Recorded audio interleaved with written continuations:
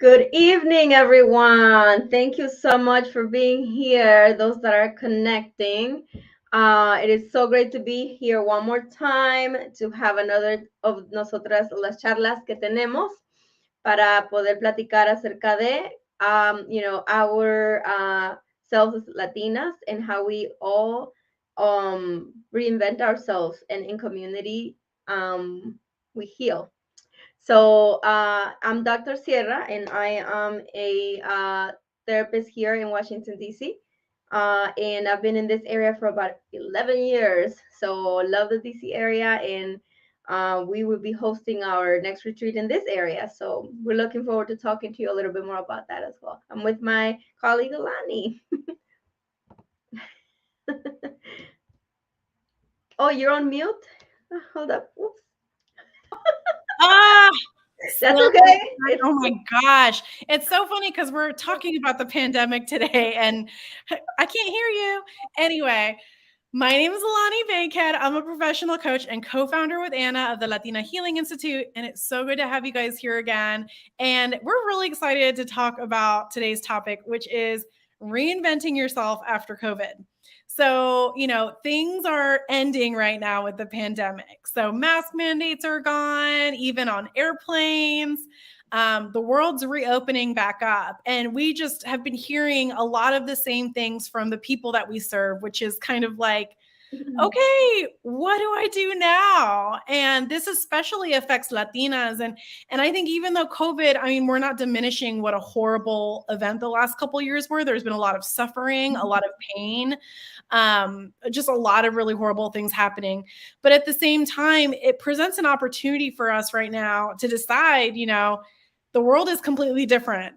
It's almost been like a correction, right? So for us moving forward, how do we want to live our lives? And a lot of offices, perfect example, no more working from home. You got to come into the office. And now you as an employee have to decide, is that what I want to do? Do I not want to do that? Right. And so there are all these questions. So we're just really excited to kind of dig into it a little bit and kind of see, how you guys feel about it. But so Anna, I'm kind of curious for you, what has it meant as far as, how you've personally grown since the pandemic? Like, what things would you pass on to our sisters as far as tools and stuff that they can use to grow themselves? Absolutely. I think that the pandemic really forced all of us to kind of sit down with our feelings, sit down with our thoughts, reflect in our own like homes because we couldn't go anywhere. Or at least we're afraid to do so because of, we didn't know about this virus the first year. And so, but it really, that isolation can be an opportunity to kind of reflect on what we want, where we are, what we were doing before the pandemic. And another thing, I found that, I kind of was running and running and running and running, like working and working and running. I still work, obviously, but it had me kind of sit down with myself and see, like, okay, what is the most effective way of me doing what I love to do, but also like have time to enjoy other things in life. And figuring out what was the motivation of me working so much, and but also sitting down with myself and figuring out, okay, what can I do to do what I love. And during the time that the pandemic happened, my practice actually grew from me, which is me, to now we have 6 people. So it got me to a place where I was able to pour my energy into what I love to do. And I think that that is something that positive that came out of all of that. The isolation wasn't fun, but it kind of forced us to think about ourselves and our our life and our experience and where we want to be. What about Yeah. you, Manny? What were your reflections throughout the pandemic? Oh my gosh. Well, first of all, I agree with you completely. So, isolation being the opportunity to reflect is such an important point because everybody talks a good game about self-care and meditation and mindfulness and like getting quiet with yourself, whatever. That's really hard to do when the world's going a million miles a minute. Mhm. And Yeah. that's how we are at work, at home, with our families, our loved ones, our friends, right? And it's one of those things that we're like, oh, yeah, like I'll get to it. And then you don't.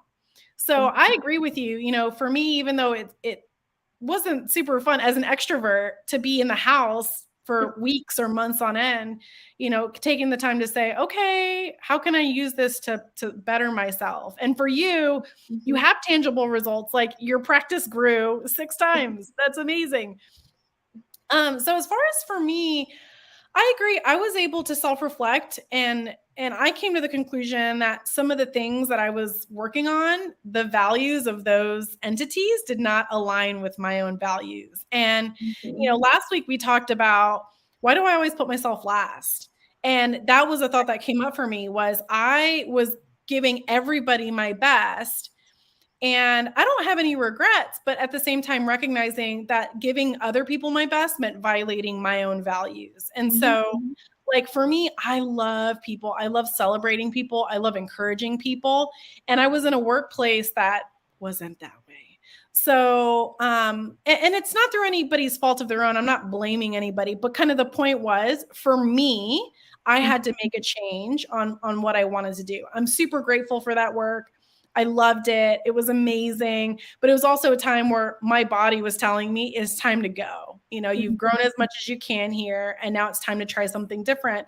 And that's really scary. I had to take the time also to work through the fear of making that transition and what's going to happen after that transition. And I agree. I'm really grateful for that time because even though they were hard conversations I had to have with myself, they were really necessary. And actually, I'm not the only person that has resigned. So, for those of you who are familiar with the Great Resignation, it's been a thing since about October, right? And so, just to give you a couple of stats, 4.3 million people quit just in the month of January. And some of the labor statistics show that last year alone, 48 million people resigned from their jobs. So that was during the pandemic. And that's the most number of jobs that was resigned ever in the history of the United States. Mhm. And that resignations were up 23%. That's a whole lot of people that are saying where I am is not working for me. And Mhm. the shifts that it's causing in the workspace too. There are a lot of conversations about the power is no longer held by your employer. It's held by the employee because everybody's collectively saying we can't Right. go back to how we were working. And so I'm curious, Anna, you're in the DC area. Mhm. So the great resignation must be kind of in your face over there. But like, what have you noticed as far as trends with that? Right. Yeah. I think that people, kind of got a chance to really look at where they're at and where they want to be. And I think a lot of us realize that, wow, is it necessary? It's actually not necessary for my physical body to be in a building for me to do what I do and what I love, right? So for us in this profession, telehealth became a huge game changer, and we were able to serve more people in a shorter amount of time. So we were able to be more efficient without actually the pain of the commute, parking, or like tickets. And I think that January, when you mentioned, the DC tickets are not very fun. They add up. But a lot of people in January, when I would imagine that's when, because people were told to come back to the office during those times when the mandate went down, and the lockdown was out. But that is exactly where a lot of people are like, I'm not going back to that old life. I'm kind of happy with whatever's happening here, and I want to keep it this way. And that, I think, it's a great opportunity to see what creative energy comes out of that. All of those people that have now pour themselves into what they love, right? And again, it wasn't great for everyone. The pandemic really hurt a lot of people that were already struggling with things like anxiety and depression and things like that, or other things. But regardless of all of that, it forced us to really look at ourselves and be true to us. I think that makes sense. If people are going back into the office, they may not feel as free, or as it makes doesn't make much sense if everything could be done virtually. And this is where we're moving. We're moving to a society that's virtual more than so. But also, I want to just like point out that it also had us lose all these connections with others, right? As in our community, especially women in our community, are like the social networkers within our families, within our communities, within people, and we lost the ability to do that because of during a long period of time. So in one way, we also have to relearn that, right? Because it looks different now. And how do we even do that as Latinas? How do we rebuild our connections and our closeness to each other, and still being careful because COVID may be kind of, the chapter may be sort of closing, but it's still there. Yes, for sure. So, you said something really interesting, which was about like reinventing yourself. And that brings up a whole other topic, right? That piggybacks actually off of what we talked about last week, which is why do I always put myself last? And so, as Latinas, like it's ingrained in us that we are always last. We always put the boys on a pedestal. Somebody shared a story last week about, oh, yeah, I remember even like at the table, all the kids, like, my older brother always got fed first and you couldn't touch his placemat. And like, cause it was this like reserved place of honor, right? The girls always ate last.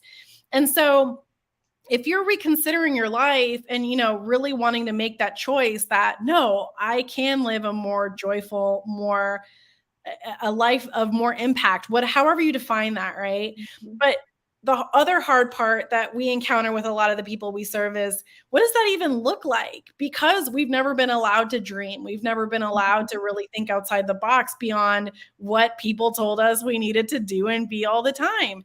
And so, what does dreaming look like for you? And I don't know, Anna, for you, like, when did you first start dreaming? And like, what did your dream for your thriving practice look like, before it was even a thing? I always pictured it the way it is now, and growing a little bit more. But I didn't put the energy into it because I was, we were stuck before COVID in this like rush of life. And I think that's when I am like, oh, I think that this can actually grow, and let's see what happens if I pour more of my energy into this. Kind of like anything we do, right? If we put our true and honest selves and put our skills and things into the thing that you were made to do, then it will grow. It will be what it is. It was not easy to start to start doing it, and it was a lot of bumps in the road as a business, but it's there now. A Yeah. couple of years later is there now, and that's exactly what's been in there. But I was allowing more of my time and my space to be poured into what I love to do. That's Yeah. where I think it went. Redefining values too, figuring Yeah. out what do I value. I value people. I value helping people, especially us as women, as Latinas, because I've been there in spaces where I feel stuck. There are spaces that are hard to be around, where you question, where your credentials are questioned, whether your opinions, your work is questioned because of who you are, not really because of the work you do, right? So it's a space where I'm like, where do I feel valued as well? And certainly serving our community has been something that has always been in my heart, and I think that's what happened there. Um, so creating that space for it and continuing to keep that space open for new projects too. Like when we started this, Latina Healing Institute was born out of all this. You know what? We have this whole aspect in common. Yep. Where are the spaces for us to heal? How do we recreate ourselves as women, as professional women? What do we want to be like? Recreating that Latina ness, right? Makeup work, immigrant immigrant issues. um, but how do we even do that? That we and I realized that we can't really just sit on our room by ourselves and figure that out.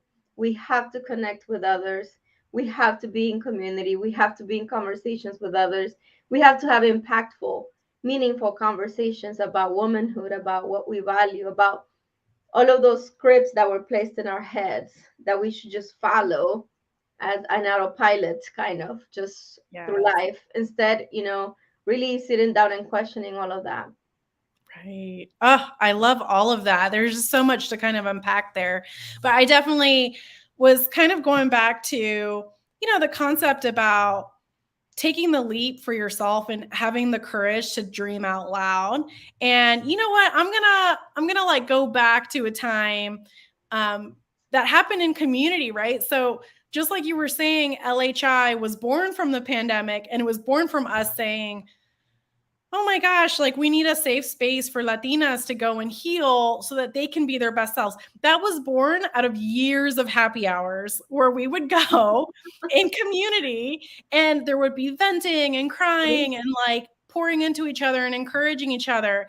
And then even in community, I'm going to call you out because you were on my couch out back when, you like dreamt this thing out loud about having this private practice. And like you are a badass, tough chick, but everybody still needs the community to like rally and encourage them, and it was just so fun and awesome to get to be part of that experience of like cheering you on and just being like, hell yeah, you can do this. And it's needed. Right.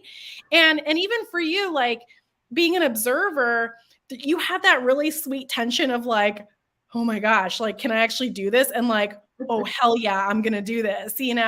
And that's that sweet spot of like, you're in the right place when you're like, is this possible? But you're also like really Right. excited at the same time, right? Because that fear, even though it feels awkward and uncomfortable, it's really there because this idea is so important to you that that's something that's on your heart that is like a gift that you're wanting to give out into the world.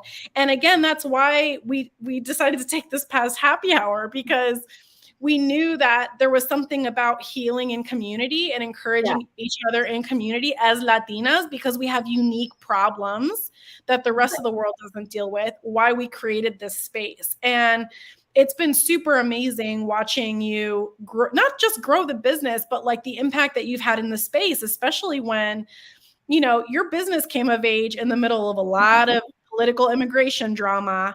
And there you guys were to serve the community and Yeah. encourage the community. You know what I mean? Right. Um, and so for me, I had a lot of my own similar journey as far as recreating what being a Latina looked like for me.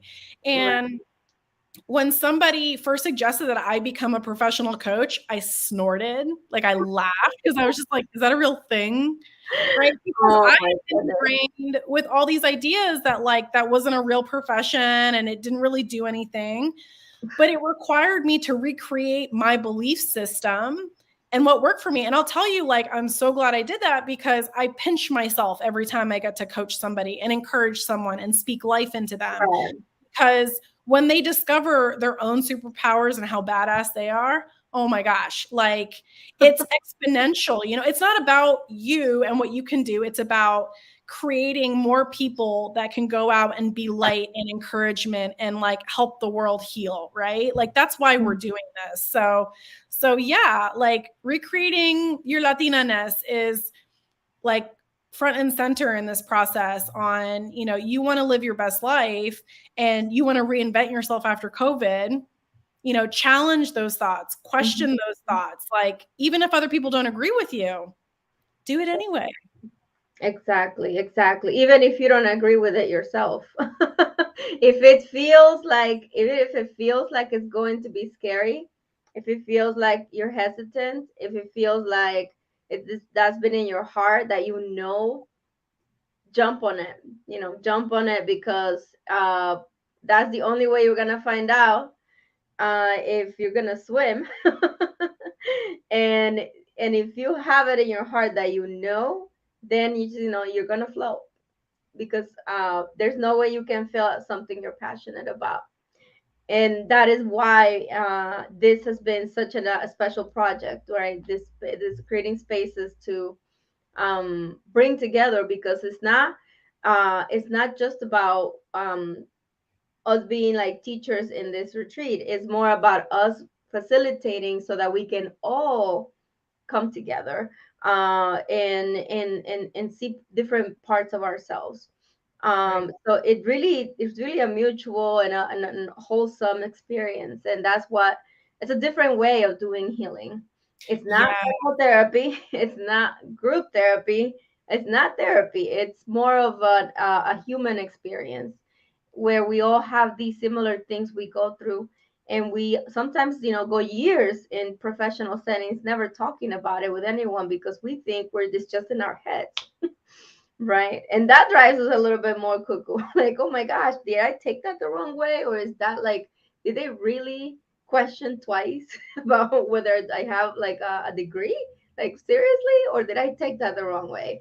So it's really liberating yourself and knowing that those experiences are real and that those do have an impact. But how do you free yourself from that?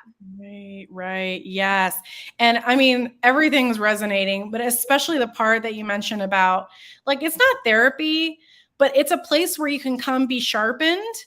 And, and as women, especially Latinas, like we love to look outside of ourselves for the answers that we're seeking. Hmm. But the point of all of this is for us to be kind of like a mirror that reflects back to you so that you can pull like we pull those answers from you that you're seeking. Like we don't come up with it, but it's like buried treasure for you, that you maybe haven't been able to unearth on your own.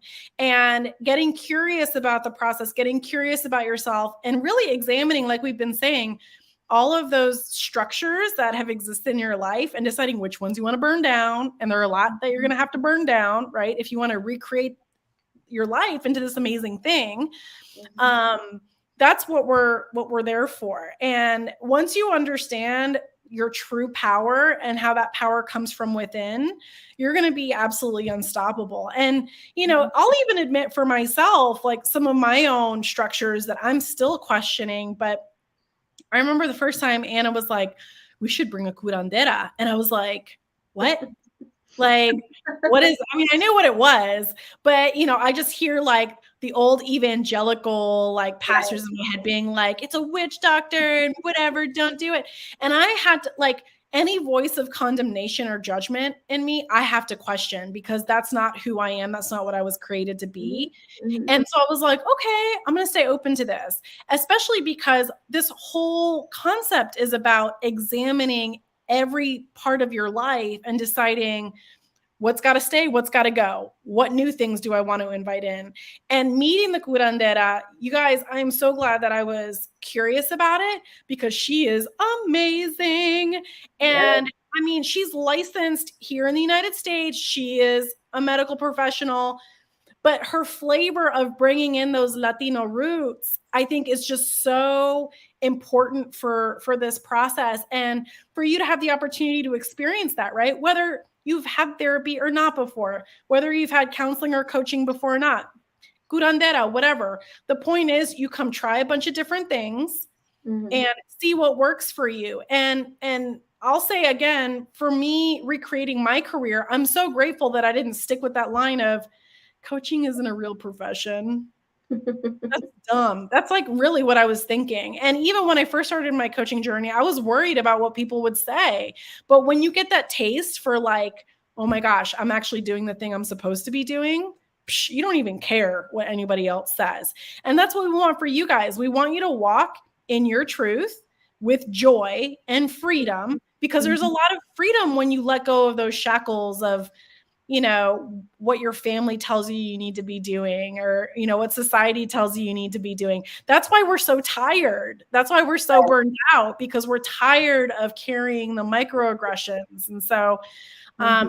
and that's also why we do it in community, is because sometimes another sister can give voice and articulate an experience that we've been having that we don't know what's going on. But when you hear them say, you're like, oh my gosh, yes, I've been experiencing that too. And then the weight starts to lift, And so that's why we've designed this really special 3-day retreat for you guys to come heal Yeah. and do it in community. Yeah, and community between Latinas, then I think someone was asking me, so is it just for Latinas or can other people come? And I said, well, it is designed for Latinas. And the thing is that a person that's not a Latina and has not like doesn't understand the culture or like the way the weight that we have on our shoulders from the time we're very little about what we're supposed to be doing in life, our expectations. It's hard to relate to that if you're not a Latina or someone who identifies as Latina. So it's a space, it's a special space, and it is a sacred space because it is unique in that way. um it would be easier to say, oh, retreat for all women. All women can just come, but all women don't have the same experiences. All women don't have this set of expectations in their brain that has been programmed from the time you learn to start wiring your brain when you're little. How you should say it, what you should do, how you should talk, mantente callada, don't talk too much, be a señorita, you're a girl, you don't play with that. All of those things that could be just generals, but also like, oh, when you're big, you're gonna get married, you're gonna have kids, you're gonna do this. And how hurtful it is to already set that kind of expectation to a child. But not all women have the same experience, because one thing about our culture is that we have a society that keeps us accountable for all of those things. So it's not just the expectation on our own saying, my goodness, I have all these general expectations, but then you have you have la tia, you have la abuela, you have all these people who are like watching you to make sure that you're doing what you're supposed to be doing. And that experience is, I just think that's just such our experience, but also becomes part of our experience professionally. um we have to be on the lookout to make sure we're behaving the way we're supposed to. And when you learn not to behave, but not just how to not obey or not how to follow instructions, but how to behave, how to not behave always in the way that others want you to do, or want you to be. I think that that's where we found our power, and we can get to define ourselves of who we want to be and how we want to walk in this world. Um, Whether it is that you want to do the things we're programmed to do because you choose to, or you want to just live a completely different life. Yes, that is so powerful. And exactly to your point, the life that we are designing for ourselves, that you're choosing to recreate for yourself, what does that look like? Right? What kind of creativity do we need to bring to the table? Mm-hmm. And, if you come to a resource like, let's say, for example, the retreat, what is the end result that you're getting?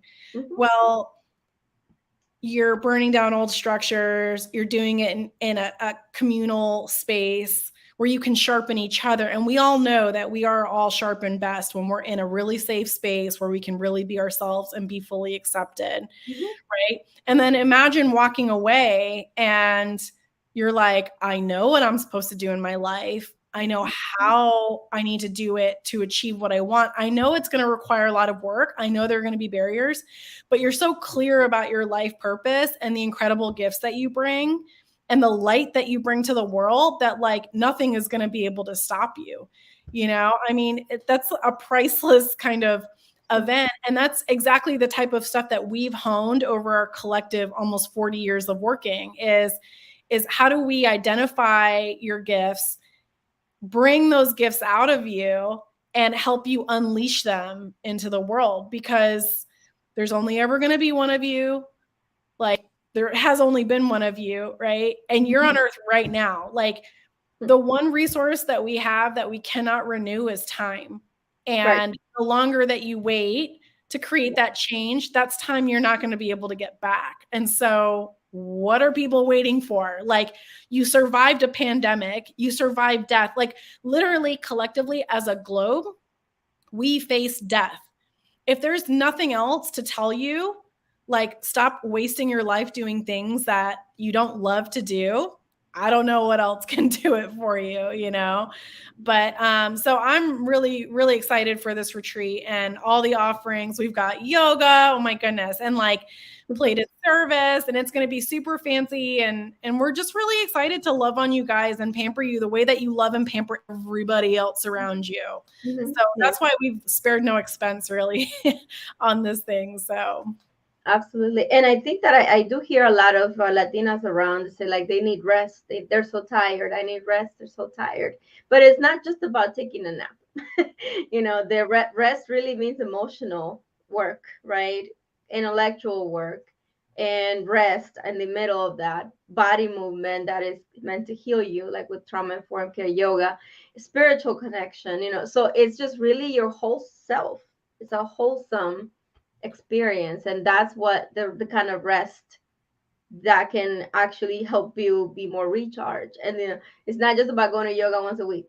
You can do that, that's great, and that's one thing, but to have it all happen 3 days consecutively, it's the type of, like, I would say, soul nap that you need for 3 days. ooh, soul nap. Yes. Oh my gosh.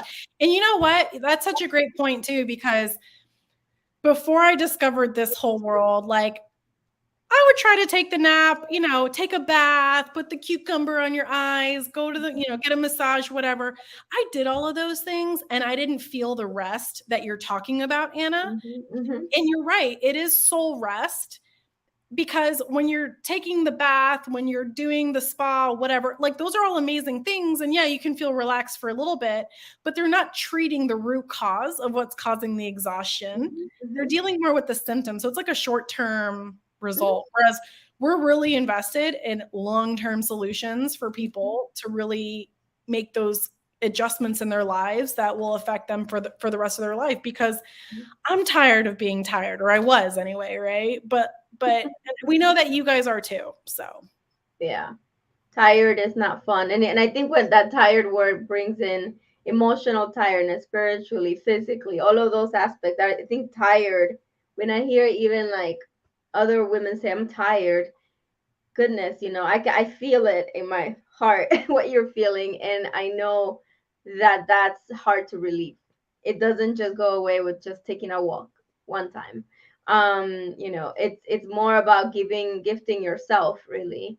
And when you're thinking about gifting yourself something, why is that so hard to do, right? Why do we Latinas are brain programmed to be so hesitant about gifting ourselves something that can actually be a positive experience? But because this experience doesn't exist, we are the first people to ever create this experience.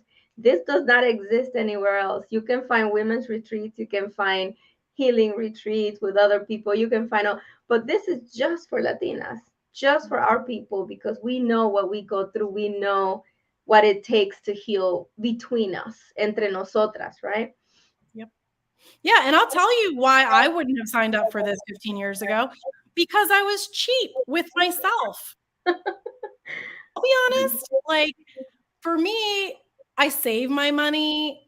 I tried to be a good steward, but it wasn't until I realized that it was a tool that serves me in the life that I want to lead that did things really shift for me. And it's okay. Like wherever, you guys are right now, our thing with the people that come to the retreat, we want them to be like, hell yes, I need this, because that's when you really know that you're ready to go into that healing space and do the work. And healing is not easy work, but it's so worth it at the end of the day when you come out the other side and you can forgive other people and forgive yourself and understand how to love yourself properly and how to set boundaries and all of those amazing things that we talk about, but do it from a place of love, right? Like not do it from a place of friction, but or yeah, or don't do it for a place where you feel compromised to do it. That's not the goal. The goal is to bring in like the hell yes people. Like, this is what I'm excited about. And you know what? I have no problem, no hesitation in doing this, because I know this is worth me, and this is, I'm putting me first. And that is one of the things, like a lot of times we as Latinas get so caught up into, well, I should save it for, maybe that used to be a little bit like that too, like, where I was, but it comes from coming from an environment where I was not rich. So the not being rich, not being poor, being coming from a place where I had to survive, of course those skills were helpful back then, and they helped me get to where I am today. But then when there was abundance coming in because of the choices I was even making with myself, investing in me, putting money where really where healing would happen in my heart, like that is when I'm like, wait a minute, everything is just aligning, and it's a great, financial situation where I don't hesitate to do that with me, because I'm not thinking of, I have rewired my brain to go from thinking of a scarcity, like survival mode, to abundance. I do deserve these things. I do go get the stuff I need. I do invest in the experiences that are going to give me joy. And there's no, that is stuff that's priceless. And yes, so the excited people who are like, yes, this speaks to my heart. I Yeah. want to do it. That's what we need in this space, because that is exactly the kind of people we need to heal, because the energy is different. Yes. Oh my gosh.